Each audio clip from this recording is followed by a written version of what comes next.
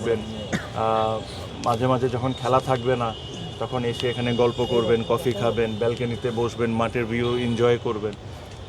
এটা ওনারা ডিজার্ভ করেন। আর আমি মনে করি যে এই জিনিসটা হওয়া খুব দরকার, আর এটা অনেক আগে হওয়া উচিত ছিল। ফর সাম রিজনস এটা হয়নি, বাট এটা দিয়ে আমরা স্টার্ট করছি। হয়তোবা ইনশাল্লাহ আমাদের ন্যাশনাল টিমের ক্রিকেটার্স, তারপরে আরও যারা এক্স ক্যাপ্টেন যারা ছিল তাদের জন্য কিছু করতে পারে নাকি। ইভেনচুয়ালি আরও অনেক ক্রিকেটার আছে, ওদের জন্য ভাবতে হবে, ওদের জন্য আমরা কি কি করতে পারি ভবিষ্যতে।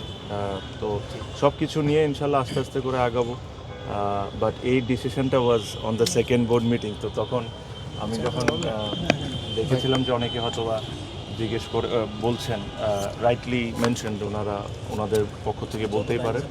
বাট এই জিনিসটা আমি চেয়েছিলাম যে আরেকটু ডেভেলপমেন্ট হয়ে যাওয়ার পর অ্যানাউন্সমেন্টটা দিতে।